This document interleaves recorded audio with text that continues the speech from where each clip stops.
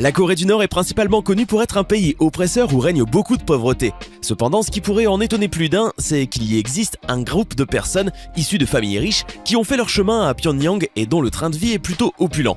La raison en est simple, les parents de ces enfants riches de la Corée du Nord font tout pour rendre leur vie un peu plus occidentale. En théorie, quand on parle de personnes fortunées, on ne pense pas tout de suite aux adolescents ou aux jeunes ayant la vingtaine. Nous imaginons plutôt des hommes et des femmes plus âgés qui font des affaires depuis des décennies, réussissant ainsi à accumuler une grande fortune. Mais détrompez-vous, il existe bel et bien un groupe d'enfants privilégiés. Ils constituent 1% de la population de la Corée du Nord et habitent une partie exclusive de Pyongyang connue sous le nom de Pyonghaton. Un jeu de mots en rapport avec Manhattan. En sachant que l'économie de la Corée du Nord est faible et que la plupart des gens gagnent environ 10 $ par mois, ces enfants ont réussi à devenir millionnaires, soit en bâtissant leurs propres empires, soit en prenant des décisions sages et stratégiques avec l'argent de leurs parents. Ces enfants sont appelés les Donju, ce qui signifie les maîtres de l'argent. Ce qui est fou, c'est que les Donju occupent habituellement des postes dans le gouvernement. Comme dans d'autres endroits dans le monde, si vous avez de l'argent, vous possédez du pouvoir. En Corée du Nord, être riche signifie vivre un style de vie complètement différent de la population et permet peut-être même de s'octroyer un privilège ou deux. Vivre en Corée du Nord veut également dire que vous êtes coupé du monde extérieur, sauf pour les Donju et leurs familles. Ils ont la possibilité de profiter des choses venant du monde occidental, comme la musique. Ils peuvent être un peu en retard sur les tendances musicales actuelles, mais ces privilégiés ont accès à la musique pop comme celle de Britney Spears. Ils ont également les moyens, grâce au marché noir, de se payer des enregistrements de programmation occidentale. Il n'est pas rare non plus que les enfants des autorités militaires fassent des études collégiales en Chine et y gagnent de l'argent. Ils envoient ensuite cet argent en Corée du Nord pour aider à augmenter la richesse de leur famille. Le fait même qu'ils puissent voyager entre Pyongyang et la Chine est un avantage très important qui n'est pas donné à la plupart des familles nord-coréennes. L'un des autres grands avantages d'être un enfant riche en Corée du Nord est que vous n'avez pas à attendre longtemps pour obtenir l'approbation du gouvernement pour l'achat d'une voiture. Vous apprendrez que la population dépense en moyenne 40 000 $ pour une petite voiture compacte, ce qui est assez fou. Les enfants riches de la Corée du Nord peuvent quant à eux s'offrir beaucoup plus et conduisent d'onéreuses voitures de marque Audi ou BMW. Même sans les taxes folles et les frais d'importation, ces voitures sont extrêmement chères. On supposera donc que le gouvernement apprécie le gain supplémentaire d'argent. Concernant le shopping, alors que le monde occidental est traditionnellement considéré en Corée du Nord comme le mal incarné, ces enfants riches peuvent se permettre de faire leurs emplettes dans des endroits comme Zara, Nike et H&M. Cela leur permet d'acheter des choses que nous tenons pour banales, comme des leggings, des collants et des vêtements de sport. Techniquement, ils doivent toujours s'habiller de façon conservatrice comme le reste de la population, mais quand ils sont à la salle de gym, ils estiment que c'est le bon endroit pour exhiber ces tenues occidentales ainsi que pour montrer un peu de peau et les courbes de leur corps. Une fois que ces enfants riches ont fini leur shopping, c'est au tour de leur estomac d'être rempli. Un fait surprenant et déprimant au sujet de la Corée du Nord est que la nourriture y est difficile à trouver. Entre famine et mauvaise gestion de l'approvisionnement alimentaire, la population du pays est mal nourrie. On estime même que les enfants de la Corée du Nord sont plus petits et moins développés que les enfants de la Corée du Sud en raison de leurs habitudes alimentaires différentes. Bien sûr, cela ne s'applique pas aux 1% des enfants riches. Pour eux, la nourriture n'est pas un problème. Comme nous l'avons dit plus tôt, l'argent permet pas mal de choses. Vu que ces enfants peuvent se permettre d'entrer dans un restaurant, ils peuvent obtenir un bon steak et une pomme de terre au four pour 48 $, ou encore trouver de la nourriture rapide entre 7 et 10 $.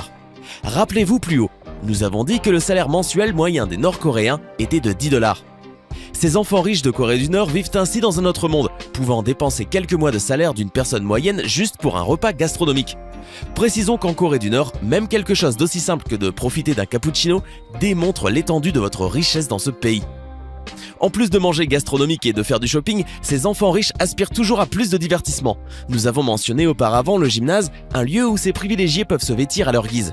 Dans ce même lieu, il n'est pas rare de voir des gens courir sur des tapis de course devant des films de Disney passant à la télévision. Outre le gymnase, il y a aussi un salon de quilles très populaire au centre de Pyongyang. Il n'est populaire que par son côté très prisé car à cause du droit d'entrée exigé pour y adhérer, il est inaccessible aux gens ordinaires.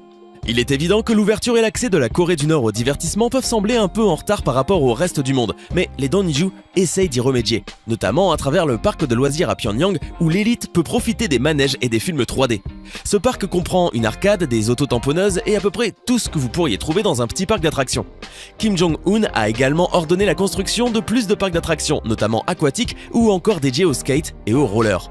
Par ce biais, le pays tente de rattraper lentement son retard et ce sont ses enfants riches qui en profitent. Ainsi, en commandant tous ces différents parcs, le dirigeant a introduit une manière différente de profiter de la vie pour les citoyens du pays, au moins pour leurs citoyens riches. Kim Jong-un est probablement très conscient du niveau de vie différent entre les riches et les pauvres et il ne fait pas grand-chose pour le changer. Voire même, il encourage probablement cet écart. Parmi les plus riches figurent les hauts gradés militaires du pays qui voyagent souvent dans le monde entier où ils achètent des marchandises comme des télévisions, des films, de la musique et plus encore. De retour en Corée du Nord, ils les vendent à un prix très élevé. Il sera donc intéressant de voir à quel point la Corée du Nord changera au cours des prochaines décennies grâce au Donju et à leur besoin de dépenser de l'argent et d'être divertis. En parlant de divertissement, le groupe d'enfants riches de la Corée du Nord a également accès au luxe de profiter de vraies vacances. La station de ski Masek Pass, où vous pouvez dévaler les pentes et séjourner dans l'une des 120 chambres de l'hôtel, est réservée aux touristes et à l'élite des enfants nord-coréens. Pour environ 100 $ la journée, on peut skier et profiter des commodités de la station. Par contre, il faut compter 500 $ pour 2 nuits, un séjour à l'hôtel, l'école de ski ainsi que le transport. Le complexe propose des motoneiges importés et un téléski autrichien, et vous n'y trouverez certainement que les familles les plus aisées. Par contre, si vous cherchez un climat plus chaud, il y a aussi le club d'équitation Miriam. Les leçons coûtent 35 $ et vous pouvez tout apprendre sur la façon de monter, l'équitation en général et les soins à apporter aux chevaux. Comparé à la station de ski, le club d'équitation semble bon marché, mais comme je l'ai déjà mentionné, un mois de salaire est généralement d'environ 10 $. Ainsi, une famille en Corée du Nord aurait beaucoup à sacrifier pour une simple leçon d'équitation. Dans le registre de ce qui peut coûter plus d'1 an de salaire en Corée du Nord, la chirurgie plastique est quelque chose qui est utilisé par de nombreuses femmes nord-coréennes. Ces femmes tentent de façonner leurs paupières et leur nez afin d'avoir un look plus occidental, car cela leur ouvre plus d'opportunités pour le travail et leur ascension. Ces opérations coûtent habituellement au moins 200 $ avec un bon chirurgien plastique, mais pourquoi est-ce autorisé tout d'un coup ? La Corée du Nord en a eu assez d'être laissée pour compte quand il s'agissait de l'industrie et de la mode et de la beauté, alors que les femmes sud-coréennes, quant à elles, sont souvent citées parmi les plus belles au monde, même si elles sont passées sous le bistouri. Contrairement à ce qui se passe dans les villes de l'Ouest américain comme Los Angeles et New York, où les hommes et les femmes subissent des opérations de chirurgie plastique aussi facilement que s'ils allaient au spa, la Corée du Nord n'atteindra probablement jamais ce niveau. Après tout, il ne faut pas oublier que c'est toujours un pays qui contrôle fortement les couleurs et les habits que vous portez, et à quoi vos cheveux devraient ressembler. Passons maintenant au divertissement. Pour le Nord-Coréen moyen, l'accès aux discothèques de la ville est restreint, mais il y a certains privilèges octroyés aux touristes qui visitent. Cela signifie que les enfants les plus riches du pays peuvent aussi en profiter. Habituellement, les hôtels locaux organisent parfois des soirées pour alimenter la vie nocturne. Techniquement, ces avantages ne sont pas ouverts aux résidents, mais il se murmure que le 1% des habitants les plus favorisés profitent de ces opportunités en utilisant leur position de pouvoir et d'argent pour entrer. Alors que le touriste moyen peut trouver un casino ou un bar vide, il se peut qu'il y ait quelques-uns des habitants les plus prestigieux de Pyongyang assis à côté d'eux. Même chose pour les boîtes de nuit où on les retrouve pour danser toute la nuit et soulager le stress que procure la vie en Corée du Nord, même quand on fait partie du 1% de privilégiés. S'il y a une chose que vous devriez retenir de cette vidéo, c'est que l'argent aide beaucoup dans la vie.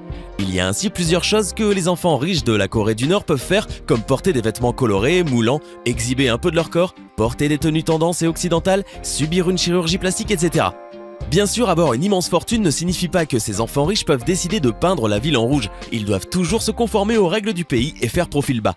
Pourtant, ces enfants n'auront jamais faim.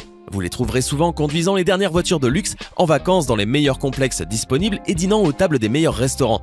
Il serait même possible de les trouver en train de siroter des boissons pour adultes qui sont brassées spécialement pour la Corée du Nord. En général, il est juste de dire qu'ils sont presque comme ces jeunes privilégiés qui font la fête toute la nuit à Manhattan, ou dirons-nous plutôt Pyeonhattan. Alors dites-nous, voudriez-vous avoir la vie d'un enfant riche en Corée du Nord ?